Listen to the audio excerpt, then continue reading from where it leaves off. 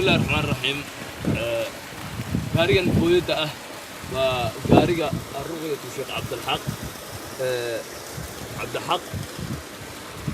مع الحسن محمود وكمل علماء الصوماليات ولقوا إن بدن ضد الصوماليات أي كرنيان أو عاوية ضد حنوشانية أو ضد القرآن إلهي كتب بقى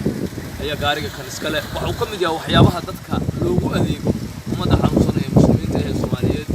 وحيابها لوجو أذيكم وشوفوا وطلع كلا ينصدق يستوى كمل هاي هل كان نجومنا وكام كالله لا دمدك الدقوق ما المكور كام وحكيت الدنيا الآن بهسن ما أنتينا يوم المهان أسبوع وقت كير أيها شيخ وشوقا بيها دنكيس هذا هضم بيكون نقدين أو وذات كله بلن قاعدة إنتم مقالة الشوقيو إن بيه هذا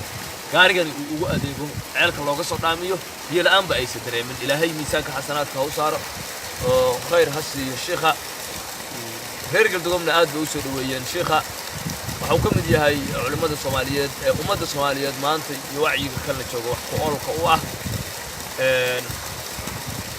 waxaa jirtay xalay nin wadaadaho ka war maqabtaa oo wax badan aan ka ogeyn wacyiga deegaanka ka jira saamaynta wadaadku magaalada uu ku leeyahay iyo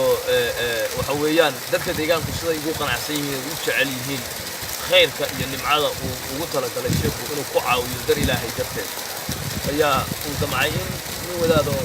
barnaamijka magaalada ka jira baan ahayn ayaa damcay inuu wax un si u duro intuu ka hadlay qaabka quraan soo akhrinta ee Sheekh Cabdulxaq asahaatee waxa uu kala kulmay arrintaas wajh ka baxaad weyn dadka deegaanka iyo culimadii masaajidka iyo kuwii xataa ku tukanaya ayaa aad uga gadooday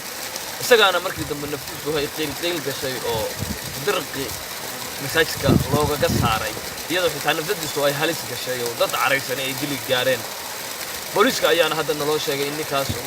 wadaadka mataqaanaa aflagaadiyay ay ku raad joogaan iyadoo wararka qaarkood xitaa ay sheegayaan inuu magaaladaba ka baxsaday oo xalayta uu gaari ka taacay marka reer gudubka wanaaga iyo khayrka sida ay jecel yihiin waa uga mahad celinayna Sheekh Cabdulxaqna waxaan leenahay ilaahay garabkaaga ha galo waana maasantiin fariin waxaan dirayaa dadka Soomaaliyeed ilaahay wax siiyay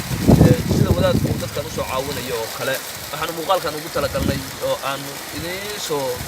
tusana inaad ku dayataan oo mataqaanaa isagana ay dhiirigelin u noqoto cidii ilaahay wax la maaqayna ay ku soo dayato meeshan biyo la'aan iyo waxa ka jirta waxyaabo badan oo baahiyaha nolosha asaasi u ah waa maasantiin